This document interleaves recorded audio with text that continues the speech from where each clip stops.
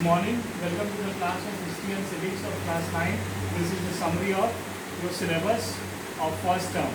In the first term, you have to study only 5 chapters, 2 from civics and 3 from history. The civics chapter includes our constitution and the 7 features of our constitution. In history, you have to study about the Harappan culture and the Vedic period. And the third chapter of the history is the rise of Jainism and Buddhism. So let's first start the syllabus of civics. There are two chapters in the syllabus of civics, that is our constitution. In our constitution, you have to study the meaning of the term constitution. So what is the meaning of the term constitution? The meaning of the term constitution is a set of guidelines according to which a country is governed or an organization is governed or a nation is governed.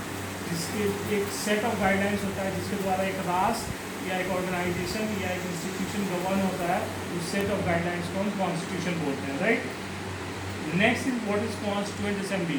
तो constitution को बनाने की जिस assembly को बनाया जाता है, जिसमें जो गणमान्य सदस्य होते हैं, जो अधिकतर लॉयर्स या जर्नलिस्ट होते हैं, जो हाईली एक्सपीरियंस पर्सनालिटीज़ होते हैं, तो उस असेंबली को कॉन्स्टिट्यूएंट असेंबली बोलते हैं। सो 2 points I have discussed in our constitution. Third point is drafting committee. Drafting committee उस कमेटी को बोलते हैं जो कॉन्स्टिट्यूशन को ड्राफ्ट करता है। ड्राफ्ट करने का मतलब उसको लिपिबद्ध करता है, उसको लिखता है, उसको रिटन फॉर्म में लाता है, that is called drafting committee. तो ड्राफ्टिंग कमेटी का चेयरमैन कौन था? B R Ambedkar, Indian constitution का। The passage of our constitution, Indian constitution कैसे पास हुआ, date of enforcement of and its significance. किस डेट को इंडियन कॉन्स्टिट्यूशन इन्फोर्स हुआ, क्यों वो डेट सेलेक्ट किया गया कि उसी डेट को कॉन्स्टिट्यूशन इन्फोर्स किया गया, उसके पीछे भी एक यहाँ से you all know that and I have given a detail video on that, you can see that. And next point is preamble. In the chapter our constitution, the most important question that comes from this chapter is what is preamble, what is the importance of preamble. So preamble is the soul of the constitution. जैसे book के आगे preface होता है, वैसे constitution के आगे preamble होता है। If you read the preamble, you know the nature of the constitution. preamble पढ़ने से ही constitution का nature पता चल जाता है। So this is all about the first chapter. And second is the silent features of the our constitution. So salient features means क्या उसके गुण है, हमारे संविधान का क्या गुण है, क्या गुण है। उसमें ये गुण दिया गया है कि it says that Indian constitution advocates for single citizenship. Single citizenship से हम क्या समझते हैं? सिंगल सिटीजनशिप वो होता है कि चाहे हम बंगाल के राज्य के निवासी हों, चाहे बिहार राज्य के निवासी हों, चाहे कर्नाटका के निवासी हों, चाहे राजस्थान के निवासी हों, हम भारतीय नागरिक ही कहलाएंगे। हम बिहारी नागरिक, बंगाली नागरिक, कर्नाटकीय नागरिक या राजस्थानी नागरिक नहीं कहलाएंगे, हम भारतीय नागरिक कहलाएंगे। This type of citizenship is called single citizenship. Federation होने के बाद भी जो सिटीजनशिप होता है वो यूनिटरी होता है। That type of citizenship is called single citizenship. इसके उल्टा होता है डुअल सिटीजनशिप, जैसे कि अमेरिका में भी होता है। वहाँ सेंट्रल का सिटीजनशिप अलग होता है और स्टेट का सिटीजनशिप अलग होता है, उसको डुअल सिटीजनशिप बोलते हैं, राइट। 1 person 1 वोट, एक आदमी को एक वोट का अधिकार है। This is also the silent feature of Indian constitution.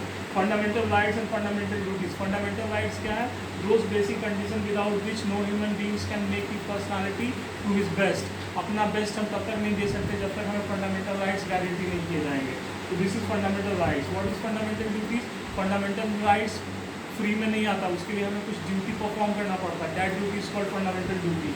तो फंडामेंटल ड्यूटी कितनी है? They are 11 in number. पहले 10 थी, अब 11 हो गई।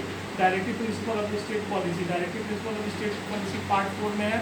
This is a positive guideline to the state. तो ये जस्टिसिएबल नहीं है। जब फंडामेंटल राइट जस्टिसिएबल है, जस्टिसिएबल और नॉन जस्टिसिएबल कहने का क्या मतलब होता है? जस्टिसिएबल करने का मतलब होता है कि अगर वो आपसे छीना जाए तो आप कोर्ट में जाके उसकी मांग कर सकते हैं कि ये हमको दिया जाए। और नॉन जस्टिसिएबल करने का मतलब कि अगर वो आपको नहीं दिया जाए तो कोर्ट में जाकर आप उसकी मांग नहीं कर सकते। तो फंडामेंटल राइट जस्टिसिएबल है, directive principle of the state policy non justiciable है। This was all about the silent features of our constitution. 2 का मैंने समरी आपको बता दिया। Now the 3 chapters of the history, that is Harappan culture, Vedic period and rise of Jainism and Buddhism. So इसमें आपको क्या पढ़ना है? हड़प्पन कल्चर में आपको पढ़ना है कि from village to town, beginning of a civilization. Civilization कैसे स्थापित हुआ?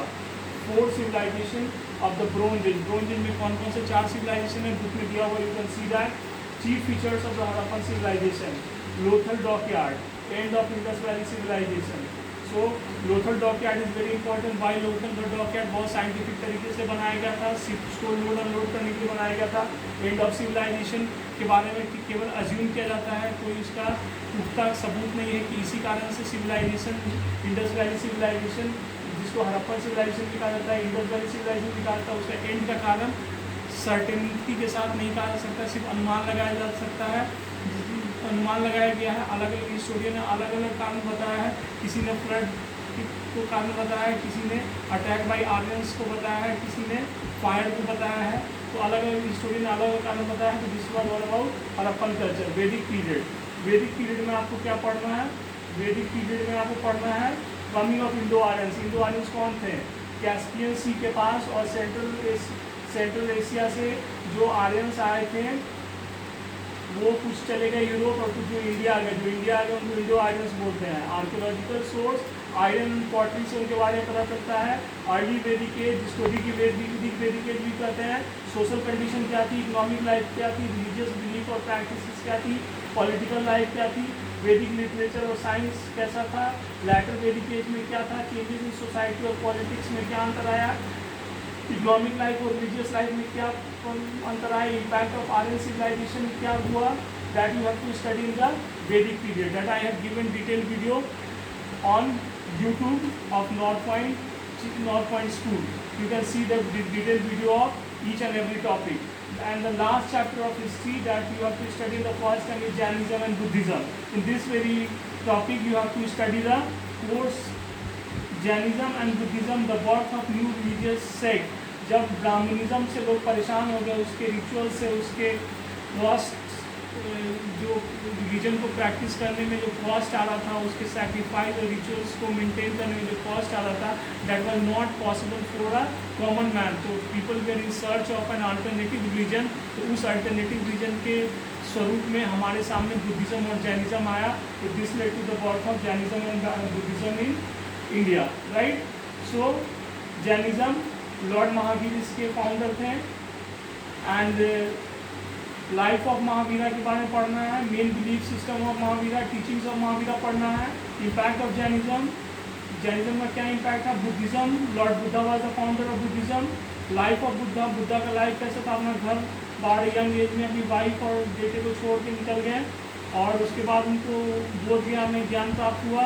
कैसे कैसे वो बुद्ध बने और अपनी टीचिंग दी. 8-fold पाथ और 4 नोबल ट्रूथ्स उन्होंने दिया. That is very important. You have to study that. Buddha's teaching, main beliefs, teaching of Lord Buddha, the 8-fold path is very important. Other teachings of Buddha is also important. The spread of Buddhism, Buddhism कैसे बाहर India से निकलकर बाहर विदेशों में भी फैला, Buddhism के फैलने का क्या कारण हुआ. This are very important topic that you need to study. So from the Harappan culture to Vedic period, and Jainism and Buddhism are interrelated. You have to study history from the point of view of social, political, economic, cultural and philosophical aspects. So you have to take in mind all the aspects while studying the history. So this was all about the summary of your syllabus of first term of history and civics. There are only 5 chapters. There is ample time. Video has been given. You hear the video. You can read the text. You can have the look at the PDF given by the school. Question answer are already given by the school.